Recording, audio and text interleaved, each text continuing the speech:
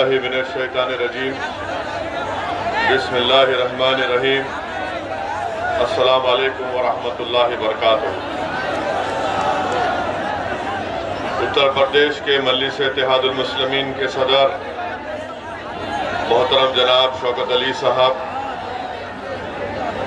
फिरोजाबाद के ज़िला सदर मोहतरम जनाब मेराज फिरदौसी साहब, फिरोजाबाद के इंचार्ज मेरे छोटे भाई जनाब एहतशाम अली बाबर साहब, शहर सदर इसरार साहब, जनरल सेक्रेटरी शहजाद साहब, शादानी साहब, मेहरान साहब, मोहतरम जनाब आसिफ इकबाल साहब, हमारे जनाब सद्दाम हुसैन साहब, आफ्ताब अंजुम साहब, एडवोकेट सगीर आलम साहब, डॉक्टर मेहताब चौहान साहब, फरहान जुबैरी साहब, नेमान नदवी साहब, इमरान बॉबी साहब, हमारे छोटे भाई पवन राव अम्बेडकर साहब, नौफल रोमानी साहब, जनाब डॉक्टर दिलशाद अहमद, अब्दुल हमीद के कौमी सदर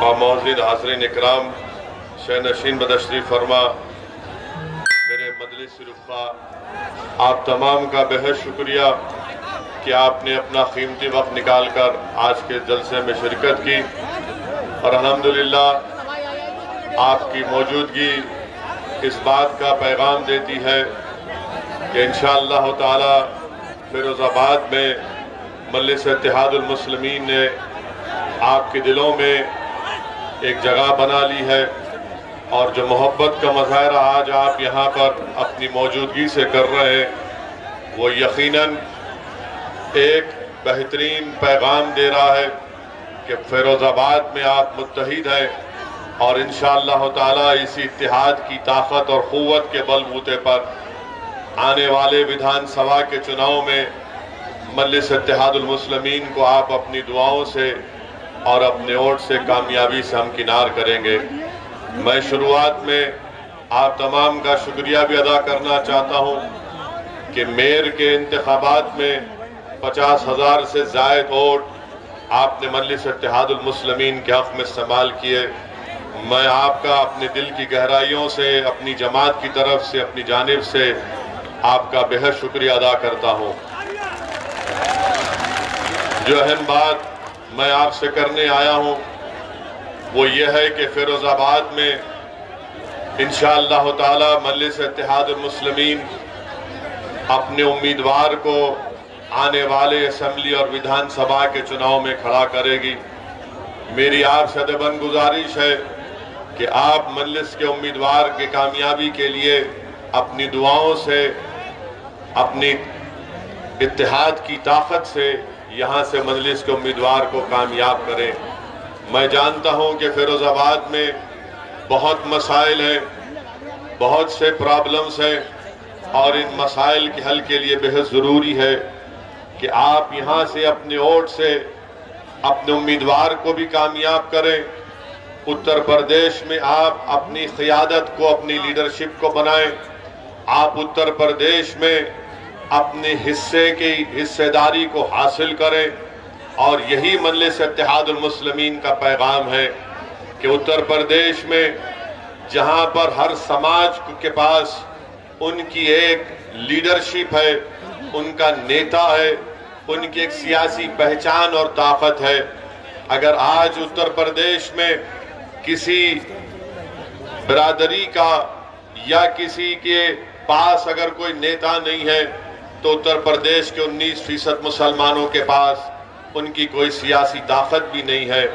ये लड़ाई मजलिस की मेरे अजीज दोस्तों और बुजुर्गों हिस्सेदारी की लड़ाई है और याद रखिए हिस्सा सिर्फ उसी को मिलता है जो अपने वोट से अपने कैंडिडेट को, अपने प्रत्याशी को, अपने उम्मीदवार को कामयाब करता है। हिस्सा उसी वक्त मिलेगा जब आप अपने वोट की ताकत से इन तमाम दीगर सियासी जमातों को ये बता देंगे कि जिस तरह दलित तबके ने, जिस तरह यादव तबके ने, जिस तरह बाघेलों ने, जिस तरह दीगर समाज के बरादरियों ने अपने अपना वोट इस्तेमाल करके अपनी बरादरी के लोग को, उनके नेता को कामयाब किया। मैं फिरोजाबाद और उत्तर प्रदेश आने का मकसद मेरा एक ही है कि यहाँ पर मुस्लिम अक़लियत की एक सियासी क़ियादत बने, और इसके लिए आपसे मैं गुजारिश करने आया हूँ। आपके सामने मैं गिरेबान फैलाकर आपसे अपील कर रहा हूँ कि अब की बार आपको अपनी जमात को मजबूत करना है, अपनी सियासी लीडरशिप को बनाना है।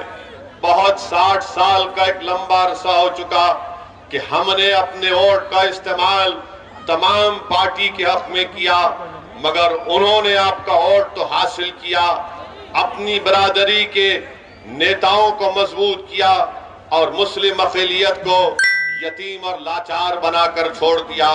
मेरे अजीज दोस्तों और बुजुर्गों, मेरे गयूर नौजवानों, याद रखिए, हमारे मुल्क की जमहूरियत की तल्ख़ हकीकत यह है कि जिसके पास उसका नेता होगा उसी की आवाज को सुना जाएगा। जिसके पास उसका नेता नहीं होगा उसकी आवाज को सुनना तो दूर की बात, उसको दबाया जाता है, उसको कुचला जाता है, उस नौजवान के मुस्तक़बिल को तारीक कर दिया जाता है। और यही हकीकत आपको समझने की जरूरत है। याद रखिए, जज्बाती तकारीर से या नारे लगाने से नेता नया लीडरशिप नहीं बनती। नेता और लीडरशिप बनेगी मुसलमानों की इंशाअल्लाह तो आपके इत्तेहाद और आपके वोट के जरिए बनेगी। और आपसे अपील कर रहा हूं कि ये काम आपको इस आने वाले विधानसभा में करना है। लोग बहुत सी बातें करेंगे, बहुत सी सियासी पार्टी के नेता आकर आपसे कहेंगे, बल्कि कह भी रहे कि असदुद्दीन ओवैसी की मजलिस पार्टी को वोट दोगे तो याद रखो यहां से बीजेपी कामयाब हो जाएगी।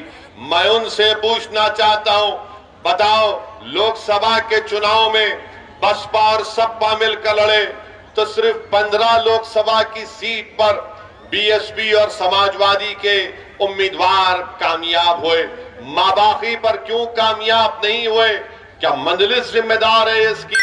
मेरे अजीज दोस्तों और बुजुर्गों, आप जानिए मेरी इस बात को कि इनको असदुद्दीन ओवैसी से जाती नफरत इसलिए है कि असदुद्दीन ओवैसी इन तमाम सियासी पार्टियों के आगे मैं अपने जमीर का सौदा करने के लिए तैयार नहीं हूं। मैं आपका वोट बेचने के लिए तैयार नहीं हूं। मेरी लड़ाई अगर है तो आपकी लड़ाई है। अगर हैदराबाद से असदुद्दीन ओवैसी फिरोजाबाद को आया है तो मैं अपनी मकबूलियत में इजाफा करने के लिए नहीं आया हूं। मैं अपनी अना की तस्कीन के लिए नहीं आया हूं। मेरे आने का मकसद एक ही है और इंशाअल्लाह अल्लाह मुझे जब तक जिंदा रखेगा मैं उत्तर प्रदेश को आता रहूंगा, फिरोजाबाद को आता रहूंगा। और मेरी ख्वाहिश यही है कि अल्लाह जब मेरे इस जिस्म से मेरी जान को निकाल देगा, नहीं मालूम कि अल्लाह कितनी मोहलत हमको और आपको दी है। मेरी एक ही ख्वाहिश है कि जब इस दुनिया से अल्लाह मुझे बुला लेगा मैं उत्तर प्रदेश में मजलिस के परचम तले मुसलमानों के लीडरशिप को देखना चाहता हूं। मेरी आपसे गुजारिश है, आपको हिस्सा उसी वक्त मिलेगा।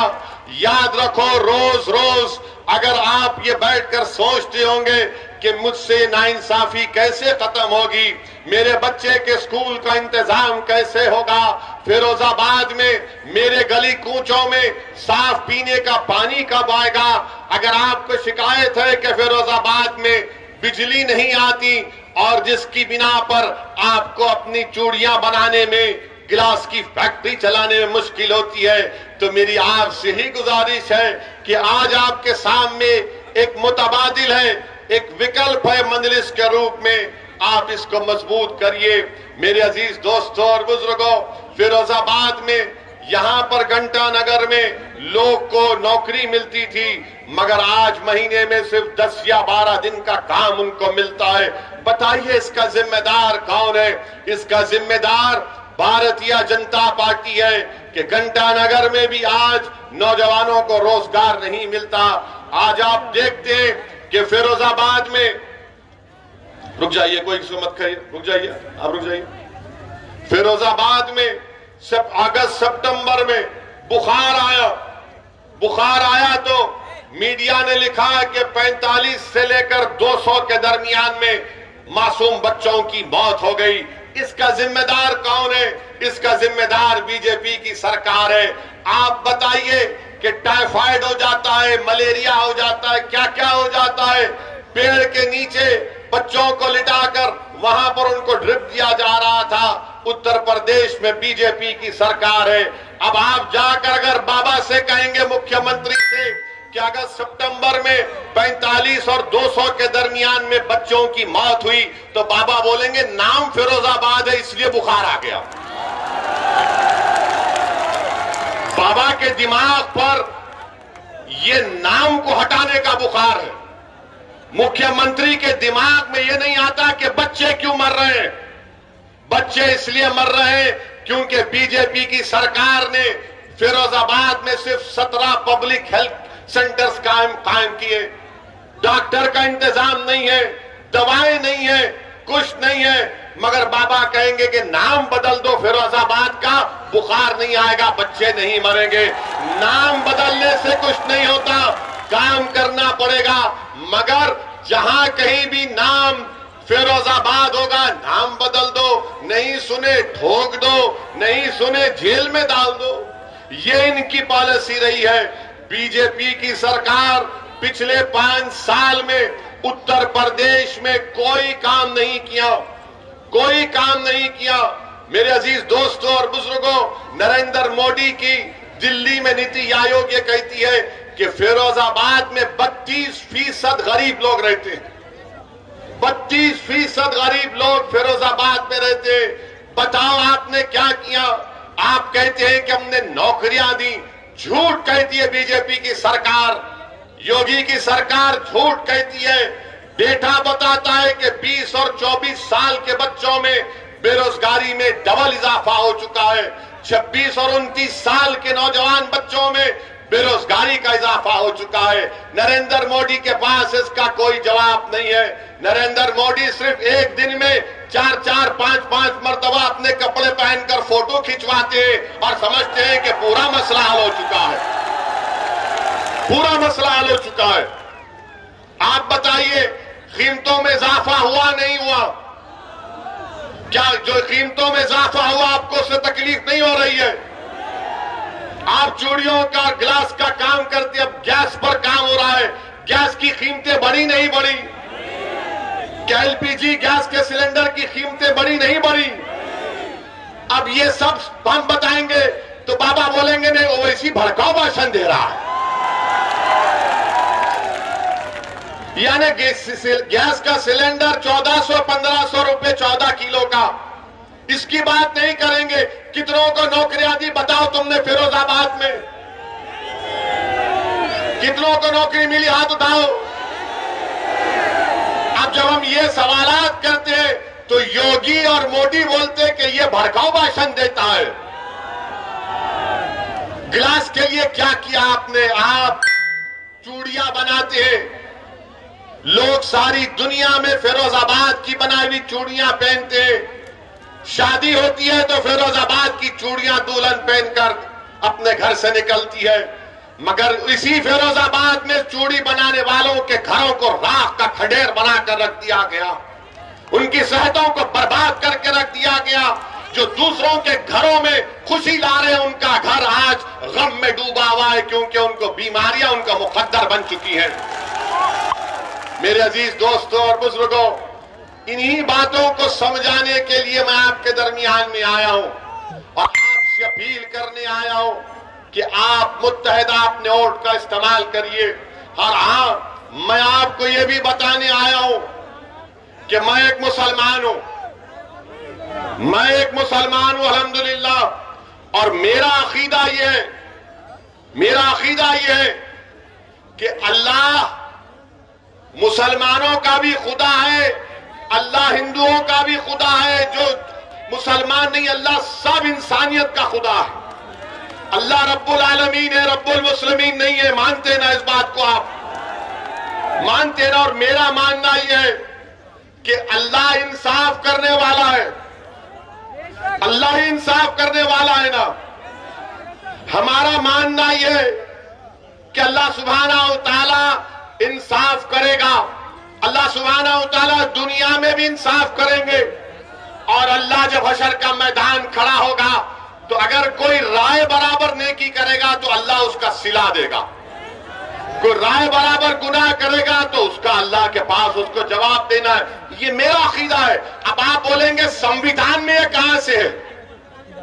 बीजेपी के लोग बोलते संविधान में कहां से आया? संविधान में जिसको बाबा साहेब अंबेडकर ने बनाया उसका प्रियम्बल में लिखा हुआ है liberty of thought and religion, यानी आजादगी, मुझे अपने मजहब पर, उसकी अकीदे पर चलने का इख्तियार दिया गया है। तो जब हम ये बात करते हैं तो बोलते हैं देखो ओवैसी भड़काऊ भाषण दिया। मैं नरेंद्र मोदी से पूछना चाहता हूं, आप देश के प्रधानमंत्री हैं, अरे कानपुर की 45 मिनट की मेरी तकरीर, आपको सिर्फ 45 सेकंड दिखे उसमें, और वो भी झूठ। मोदी और योगी को, असदुद्दीन ओवैसी को दिखाना पड़ रहा है झूठ के लिए। अरे सच्चाई का नाम असदुद्दीन ओवैसी है, याद रखो, मोदी और योगी। और हम क्या बोले उसमें, क्या बोले उसमें? पहले तो चोरी से झूठा वीडियो डाले, जब उसके बाद हमने पूरा वीडियो डाला तो पूरे गायब, सन्नाटा। हम बोले चलाओ, बताओ इसमें हमने क्या किया। हमारा अकीदा ये, मेरा फेथ ये है कि हमने कुरान करीम में पढ़ा, हमने बुजुर्गों और नेक बंदों के पैरों के पास उलमाओं की सोबत में बैठकर सुना। क्या सुना हमने? कि फिरौन था ना फिरौन, फिरौन हार गया ना मूसा के सामने, हारा ना फिरौन। तो हम क्या बोलते कि फिरौन की हार हक की जीत है ना? फिरौन की हार हक की जीत है। नमरूद हजरत इब्राहिम के आगे खत्म हो गया, तो हम क्या बोलते? सच्चाई की कामयाबी है, नहीं है। हम नहीं कहते कि नमरूद की नाकामी सच्चाई की कामयाबी है। क्या हम ये नहीं बोलते कि करबला में इमाम हुसैन ने अपनी गर्दन कटाई मगर यजीद हार गया? क्या हम नहीं कहते ये बात को? अब जब मेरा अकीदा ये है, आपके पेट में दर्द क्यों हो रहा है? ये कह रहे कि ओवैसी को नहीं कहना चाहिए था, ओवैसी को यह कहना चाहिए था कि फिरौन जीत गया, नमरूद जीत गया, खुदा ना खास्ता यजीद जीत गया।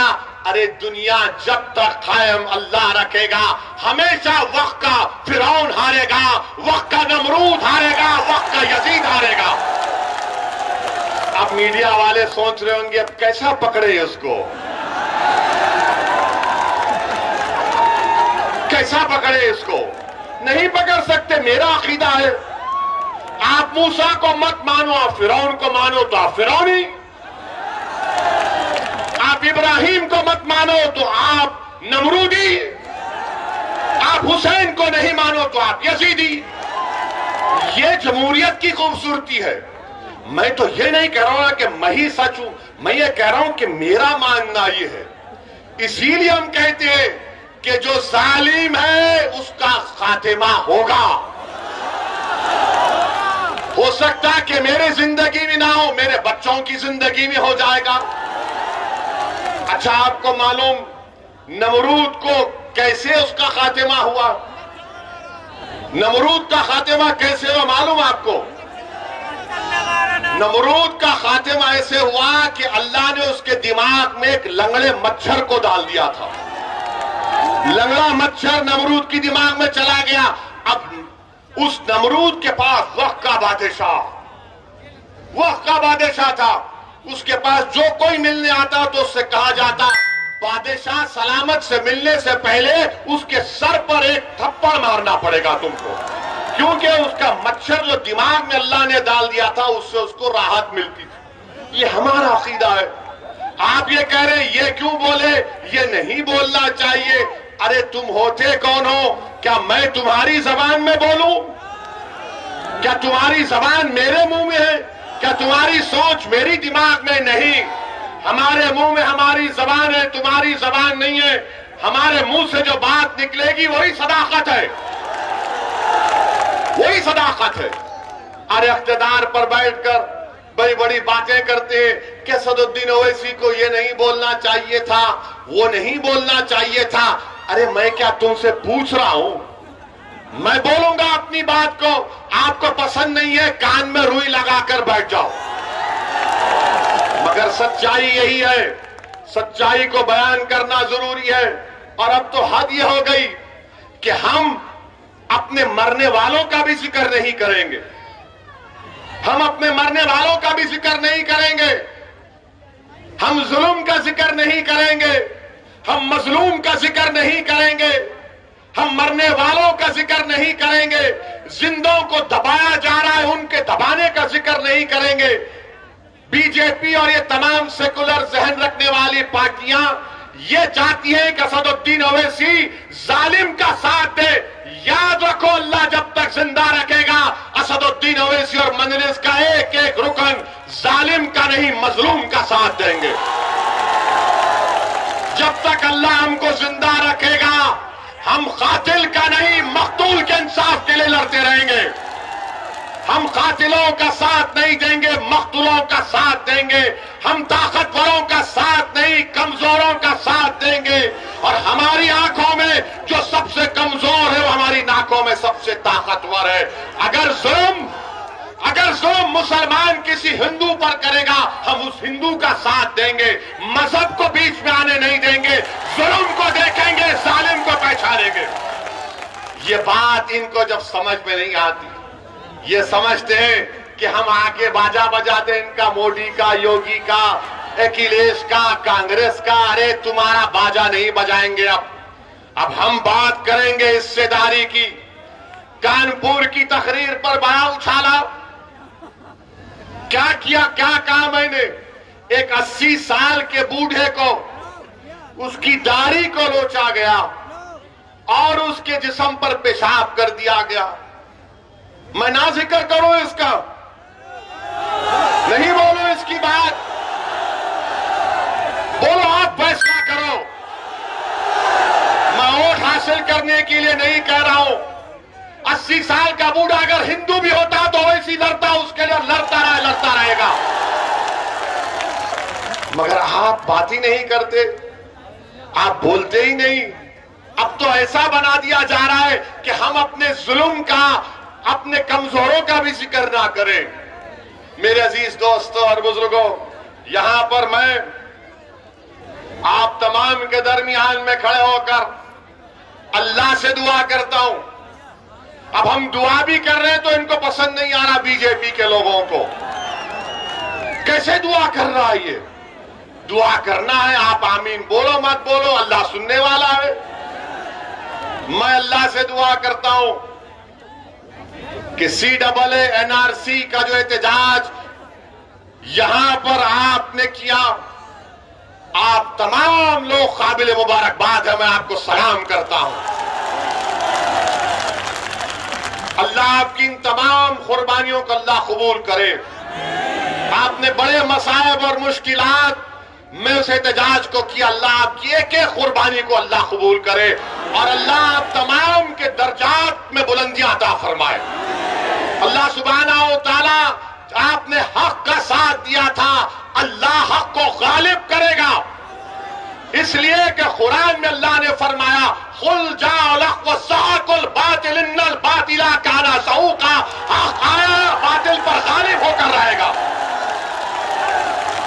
ये मेरा अकीदा है, आप मत मानो।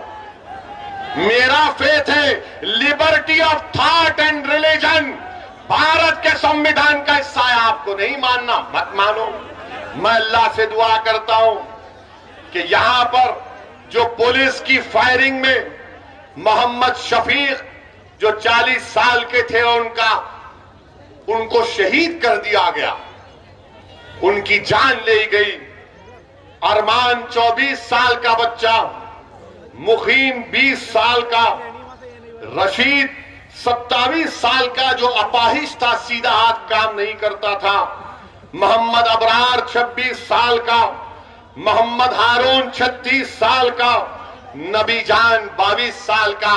मेरी अल्लाह से दुआ है कि अल्लाह सुब्हानहू व तआला हशर के मैदान में अल्लाह उनको उसी कपड़ों से उठाएगा। तुम देखना, हम गवाह रहेंगे इंशाअल्लाह। और तुम इनको मुर्दा मत समझो, ये जिंदा है, क्योंकि कुरान में अल्लाह ने फरमाया कि शहीदों को मुर्दा मत को अल्लाह उनको ग़िज़ा देता है। मेरी अल्लाह से दुआ है, अगर आप इन मक़तूलीन, इन जो जिन हजरात को शहीद कर दिया गया CAA-NRC के एहतजाज में, अगर आप उनके माँ बाप को जानते हैं, उनके दोस्त को, उनको भाई को जानते हैं, तो मेरा पैगाम पहुंचाना, उनसे कहना है कि मैं तुम्हारा बेटा नहीं हूं, मगर मैं तुम्हारे गम को अपने सीने में महसूस करता हूं। मैं तुम्हारा भाई नहीं हूं, मगर मैं तुम्हारे गम को महसूस करता हूं। मैं ये बात वोट बटोरने के लिए नहीं कह रहा हूं, बहैसियत इंसान कह रहा हूं, बहैसियत इंसान कह रहा हूं कि जिसके घर में नौजवान बेटा मर जाता है, उसकी मां को मालूम, उसके बाप को मालूम। जो मां 9 महीने तक अपनी औलाद को अपने पेट में पालती है, उस पे क्या गुजर रही होगी अल्लाह ही जानता हो, घर वाले जानते। मेरा पैगाम पहुंचाना मेरे भाई, पैगाम पहुंचाना मोहम्मद शफीक, अरमान, मुकीम, हारून, नबी जान, रशीद और अबरार के घर में कि एक दीवाना आया था, अपनी दीवानगी का इजहार कर कर चला गया। आज दीवानगी की जरूरत है, याद रखो। अक्लमंद को कभी मंजिल नहीं मिलती, अक्लमंद को कभी मंजिल नहीं मिलती, जुनूनी को, दीवाने को मंजिल मिलती है। क्योंकि जब तुम अकल से पूछोगे फिरोजाबाद में मजलिस जीतीगी क्या, तो अकल बोलेगी और डिवाइड हो जाएंगे। जब तुम दिल से पूछोगे तो दिल बोलेगा प्यारे कूद जा, आग का दरिया डूब के निकलेंगे इंशाअल्लाह। अकल और दिल दोनों में हमेशा झगड़ा होता है। और ये तमाम सेकुलर पार्टियां और बीजेपी ये हमारे दिमाग से खेलते, ऐसा हो जाएगा, वो हो जाएगा। अरे क्या क्या नहीं हो गया अब तक, अब क्या करना बाकी है बताओ आप मेरे भाई। क्या यह बात गलत नहीं है कि एक 32 साल अहमद नबी, जिसको CAA के प्रोटेस्ट में गिरफ्तार किया गया था, अहमद नबी को भी मेरा सलाम। अहमद नबी कैंसर का पेशेंट था, यहां की पुलिस ने गिरफ्तार किया, उसको कीमियोथेरेपी ले जाने की इजाजत नहीं दी। अब आप बोलेंगे कहां से कह रहे हैं, मीडिया की रिपोर्ट है, मुझ पर केस बुक करना करो, मैं तो आपका समधी बनने या दामाद बनने तैयार हूं, मुझे उसकी परवाह नहीं है, सच्चाई को बयान कर रहा हूं।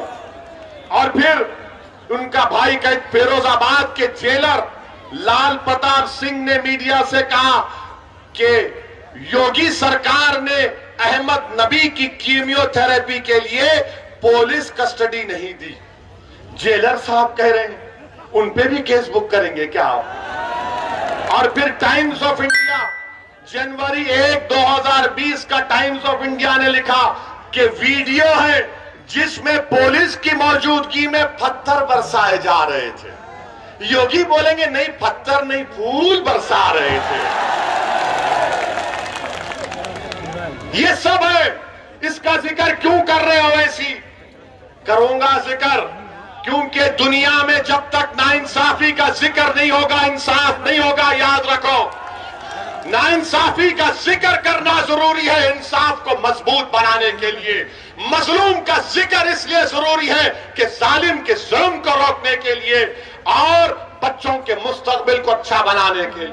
मेरे अजीज दोस्तों और बुजुर्गों, फिर आप ये भी देखते हैं, कि आपके फिरोजाबाद में एक भी गवर्नमेंट की यूनिवर्सिटी नहीं है, एक भी गवर्नमेंट की यूनिवर्सिटी नहीं है। क्या किए बाबा आप, क्या किए समाजवादी की सरकार ने? मेरे अजीज दोस्तों और बुजुर्गों, आपके सामने ये भी बताने आया हूं कि उत्तराखंड में हमारे मीडिया के लोग, जरा कैमरा कर लो मुझ पे, मसाला दे रहा हूं आपको शाम के 6 बजे के लिए। हमारा निकाह करना 7 बजे। माशाअल्लाह हफ्ते में 2 बार हमारा अख्द होता है टीवी के ऊपर, निकाह होता है हमारा, दूल्हा बनाकर पेश किया जाता है हमको। देखो ये बोला, ये बोला, वो बोला, ऐसे बोला, वो बोला। अरे अल्लाह जबान दिया तो बोलने के लिए दिया ना, गुंगा रहने के लिए तो नहीं दिया है ना। संविधान के दायरे में रहकर बोल रहा हूं, तुमसे संविधान सीखना नहीं है, मैं तुमको सिखा सकता हूं संविधान। उत्तराखंड हरिद्वार में एक धर्म संसद हुआ। क्या हुआ? अब धर्म संसद में उत्तराखंड में बीजेपी की सरकार, आज भारत के प्रधानमंत्री नरेंद्र मोदी गुजरात में ईसाइयों के चर्च के में जाकर कहा कि भारत की अखंडता को बरकरार रखना है, भारत की यूनिटी को बरकरार रखना है। देश के प्रधानमंत्री ने कहा बड़ी अच्छी बात है, बड़ी अच्छी बात है।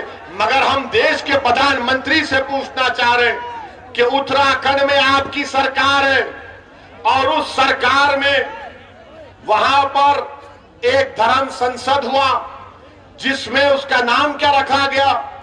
इस्लामिक भारत में सनातन का भविष्य, ये हुआ है।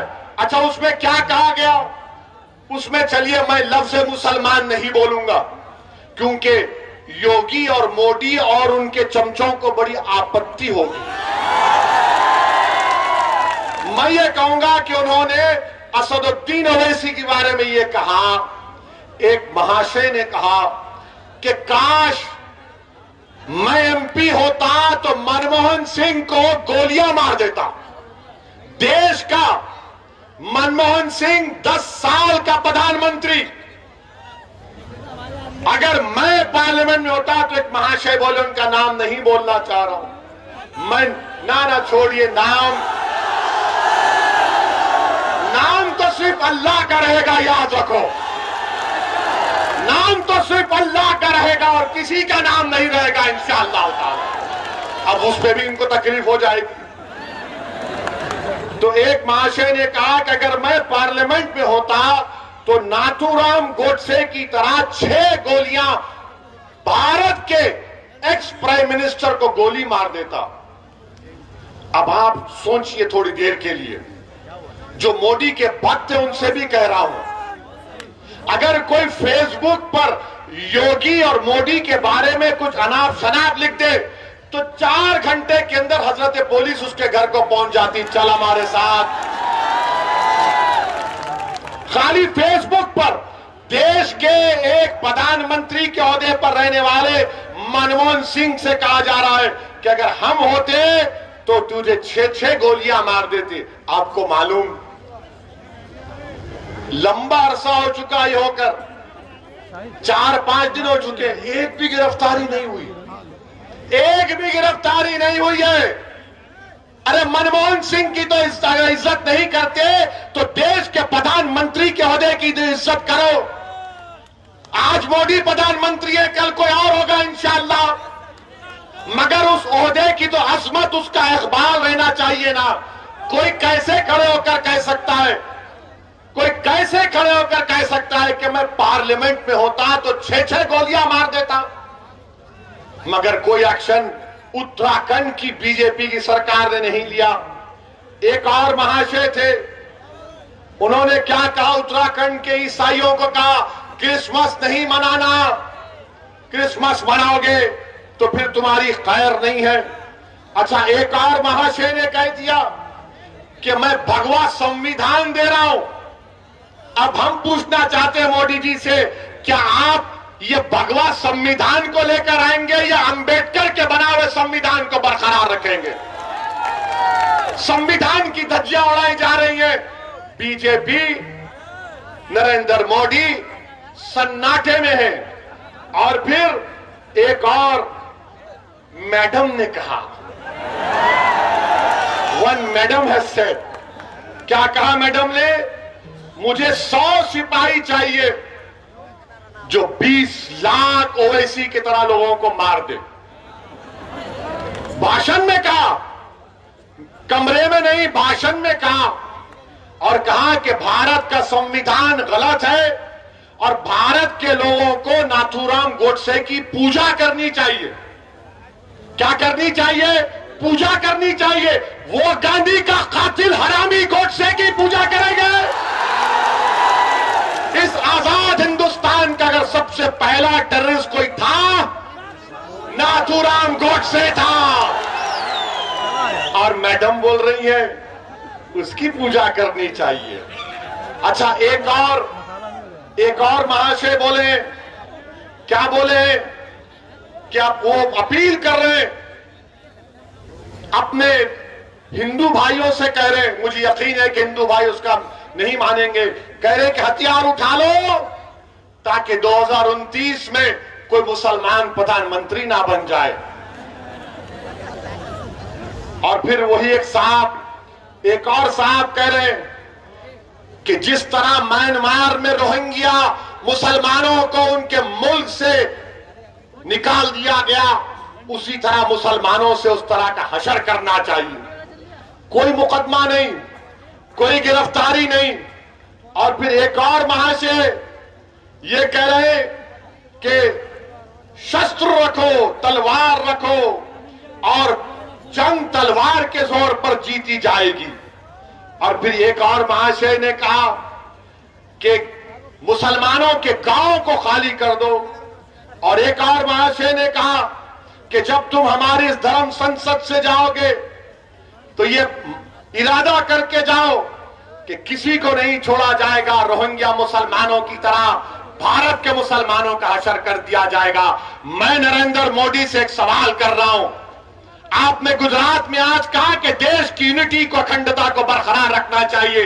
बताओ, देश के प्रधानमंत्री, आप मेरे भी प्रधानमंत्री हैं, आप देश के प्रधानमंत्री हैं, आपने भारत के संविधान पर हल्फ लेकर भारत के तमाम नागरिकों की हिफाजत का जिम्मा आपने लिया है।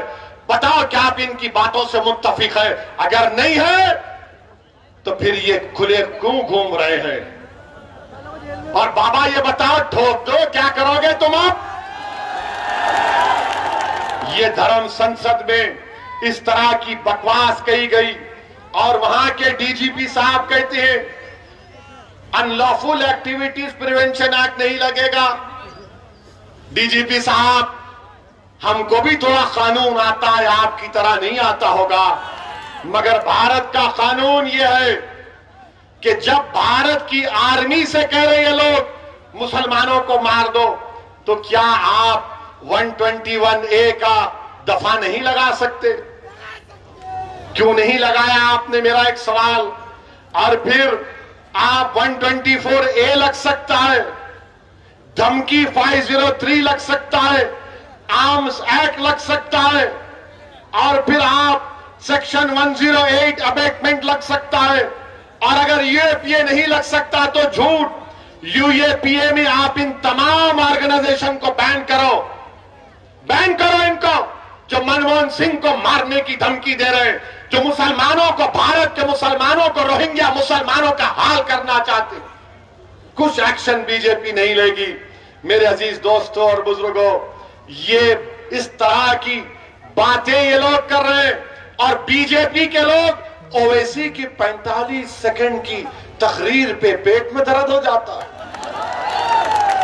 आप सोचिए, नहीं ये जज्बात में लाने के लिए नहीं कह रहा हूं, याद रखिए, ये अंग्रेजी में बोलते ना, नहीं ये फ्रिंज है, ये फ्रिंज नहीं, ये मेन एलिमेंट है।